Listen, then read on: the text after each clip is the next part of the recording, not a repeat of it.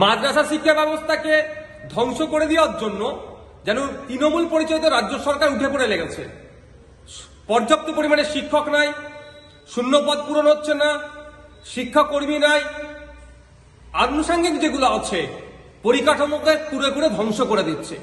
এরপরে আমরা কি দেখছি, গত বছর নোটিফিকেশন ছিল 10ই ফেব্রুয়ারি থেকে আলিম ফাজিল হাই মাদ্রাসার মাধ্যমিকের এক্সাম আছে, আর আমরা দেখছি ফেব্রুয়ারি মাসের 4 থেকে 6 তারিখ অ্যানুয়াল স্পোর্টস হচ্ছে, আর রিপোর্টিং বলেছে 3 তারিখে করতে হবে। যারা উত্তরবঙ্গ শিলিগুড়ি থেকে যারা আসবেন মাদ্রাসা যে সমস্ত বাচ্চারা এই অ্যানুয়াল স্পোর্টসে রাজ্য স্তরের পার্টিসিপেট করতে, তাদেরকে 2 তারিখ বার হতে হবে। তারা কখন 2 তারিখে বার হবে, 4 তারিখ 6 তারিখ পর্যন্ত স্পোর্টস হবে, বাড়ি ফিরে যেতে 8 তারিখ লাগবে কম বেশি। আর তারা পরীক্ষা আবার তাদের কারো 10 তারিখ থেকে কারো মাধ্যমিক দেবে, কারো উচ্চ মাধ্যমিক দেবে। কারা এগুলো করে, কি পরিকল্পনা এতে আছে? রাজ্যের মাদ্রাসা শিক্ষা ও সংখ্যালঘু বিষয়ক যিনি মন্ত্রী, সংখ্যালঘু বিষয়ক মাদ্রাসা শিক্ষা মন্ত্রী তথা রাজ্যের মুখ্যমন্ত্রী নিজেই, তাঁর দপ্তরে এই ধরনের পরীক্ষার কদিন আগে এই ধরনের খেলাকে দেওয়া কতটা যুক্তিযুক্ত হচ্ছে? সুকৌশলে এদেরকে আরো ধ্বংসের দিকে ঠেলে দেওয়া হচ্ছে। এমনি শিক্ষা ব্যবস্থা মাদ্রাসাকে ধ্বংস করে দিয়েছে। নিজস্ব প্রচেষ্টায়, নিজেদের প্রচেষ্টায় ছাত্রছাত্রীরা যা একটু পড়াশোনা করছে এই খেলাতে মাতিয়ে রেখে তাদেরকে ধ্বংস করে দিতে চাইছে। হয় অনেক ছাত্রছাত্রী খেলাতে পার্টিসিপেট করবে না, আর অন্যথায় যারা পার্টিসিপেট করবেন তারা প্রিপারেশনে এক্সামের ক্ষেত্রে তাদের সমস্যা হবে। আমি ধিক্কার নিন্দা জানাচ্ছি। অবিলম্বে সংখ্যালঘু বিষয়ক ও মাদ্রাসা শিক্ষামন্ত্রী তথা রাজ্যের মুখ্যমন্ত্রী মমতা ব্যানার্জির কাছে আমার অনুরোধ, এই ডেটকে পোস্টপোন করা হোক। পশ্চিমবাংলার বিভিন্ন প্রান্তে কিন্তু এখন রক্তদান উৎসব চলছে। গত বছরে আমরা কি করলাম, ভাঙড়ের 10টা জায়গাতে আমরা 10টা ক্যাম্প করলাম, সেখান থেকে প্রায় 3614 জন মতো রক্ত দিলেন। এবছরে আমরা রক্তদান মহোৎসব করছি ভাঙড়ের বিধানসভার এই সোনপুরে। এখন দেখুন সকাল প্রায় 9টা হয়েছে, আজকে আমাদের সকাল কিন্তু সবার 9টার পরে যেন সকাল হয়েছে। আমি তো দীর্ঘক্ষণ রেস্ট নিয়েছি, বাইরে এত কুয়াশা ছিল। যত বেলা গড়াচ্ছে তত মানুষের উপস্থিতি বাড়ছে। শুধু এখানে উপস্থিতি নয়, রীতিমতো লাইন দিচ্ছে, তাড়াহুড়ো করছে কে আগে রক্ত দেব। তো যাদের আমি অনুরোধ এটাই, যারা রক্ত দেবেন মনস্থির করেছেন আপনারা ভারী খাবার কিছু খাবেন না, অন্তত 2 থেকে 3 ঘন্টা আগে পর্যন্ত কোনো ভারী খাবার খাবেন না। আর একটা জিনিস আমার ভালো লাগছে, গত বছরে 2022 সালে যে 2720 জন রক্ত দিয়েছিল, 500 জন তার মধ্যে আমাদের ভাঙড়ের মা মেয়ে বেটি ছিল। আশা করছি সেই যে রেকর্ড করেছিল পশ্চিমবাংলার কোন ব্লাড ডোনেশন ক্যাম্পে একসাথে অত মহিলা রক্ত দিয়েছে সে রেকর্ডও ছিল না। 500 জন ভাঙড়ের যে রেকর্ড আছে। তবে আজকে যেভাবে মায়েদের উপস্থিতি দেখছি, মেয়েদের উপস্থিতি দেখছি, বোনেদের উপস্থিতি দেখছি, 2022 সালের তাদেরই তৈরি করা রেকর্ড তারাই নিজে হাতে ভাঙবে আজকে আমি আশা রাখছি। যে ভাঙড়ে পুরুষদের তুলনায় মহিলারাও কোনো অংশে পিছিয়ে নাই, শুধু তাদেরকে একটা প্ল্যাটফর্ম দেওয়ার প্রয়োজন। তাদেরকে যদি জায়গা আমরা দিতে পারি, তারা তাদের যোগ্যতা তারা নিজেভাবেই প্রমাণ করিয়ে দেবে। তারা আজকে একটা জ্বলন্ত উদাহরণ।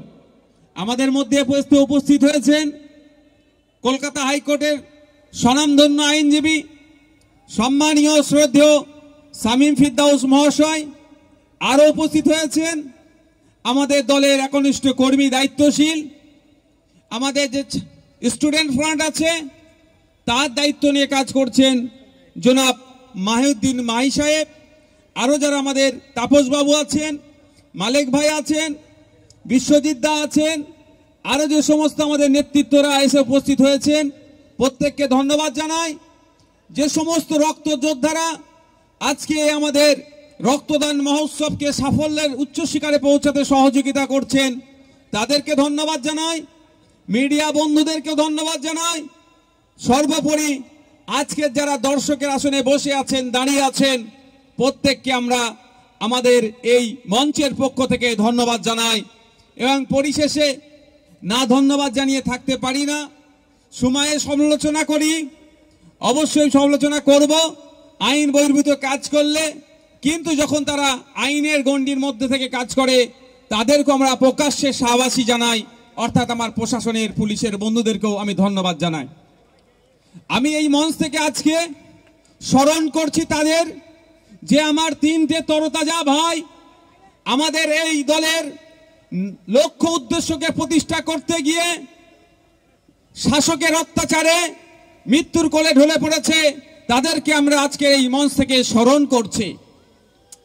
আমরা সেই সমস্ত আমাদের যোদ্ধাদেরকে স্মরণ করছি, শাহবাসী জানাচ্ছি, কুর্নিশ জানাচ্ছি, যারা শাসকের মিথ্যা ষড়যন্ত্রের শিকার হয়ে একাধিকবার জেল খাটার পরেও সিদ্ধাটাকে সোজা রেখে ন্যায়কে প্রতিষ্ঠার লড়াইয়ে এখনো এগিয়ে যাচ্ছে। বন্ধুগণ, আপনাদের সামনে এখন বক্তব্য দেবেন, দাদা আপনি বেরিয়ে যাবেন তো, এখনই আমাদের শামীম ফিরদাউস দা, হ্যাঁ পড়িয়ে নেব, শামীম ফিরদাউস দা আজকে এখান থেকে যাবেন এয়ারপোর্ট, ওখান থেকে তিনি সুপ্রিম কোর্টে যাবে। আমাদের একটা গুরুত্বপূর্ণ মামলা আছে যেটা আমি নিজে করেছি। শামীম ফিরদাউস দা যাবেন মামলা করতে, আগামীকাল যাবেন। আমাদের এক অত্যন্ত প্রিয় কাছের মানুষ, দুর্ভাগ্যের বিষয় তিনি আজকে এসে পৌঁছাতে পারলেন না, তার মেদিনীপুরে প্রোগ্রাম থাকার জন্য শ্রদ্ধেয় সম্মানীয় বিকাশ রঞ্জন মহাশয় তিনি আগামীকাল যাবেন। যে সংখ্যালঘু মুসলমানদের ওবিসি সার্টিফিকেট বাতিল হয়েছে, সেই মামলাতে আমি সুপ্রিম কোর্টে মামলা করছি। সেই মামলার যিনি তদারকি করছেন আপনাদের সামনে উপস্থিত হয়েছেন, আপনাদের সামনে কিছু মূল্যবান বক্তব্য দিয়ে ওবিসির মামলা দেখার জন্য তিনি আগামীকাল সুপ্রিম কোর্টে যেটা উঠবে আজকে পৌঁছে যাবেন। আর আরেকজন অ্যাডভোকেট আমাদের ওয়েস্ট বেঙ্গল থেকে যিনি যাবেন, শ্রদ্ধেয় সম্মানীয় বিকাশ রঞ্জন ভট্টাচার্য স্যার, আগামীকাল যাবে। আপনার আমার অধিকারের জন্য সুপ্রিম কোর্টে সওয়াল করবেন। আমরা আশা করব আগামীকাল আমাদের যে ওবিসি নিয়ে যে সমস্যা হচ্ছে, হাইকোর্ট যে রায় দিয়েছে সেটা নিয়ে দীর্ঘ ডেটের পর ডেট পড়েছে, আগামীকাল কোনো একটা সঠিক বার্তা নিয়ে দিল্লি থেকে আমাদের সম্মানীয় আইনজীবীরা ফিরবেন। এখন আমাদের মধ্যে শ্রদ্ধেয় সম্মানীয় শামীম ফিরদাউস দাকে বরণ করে নেবেন আমাদেরই ভগবানপুর অঞ্চলের একনিষ্ঠ কর্মী, পঞ্চায়েত সদস্য জনাব রাজিবুল ইসলাম মহাশয় সাহেব।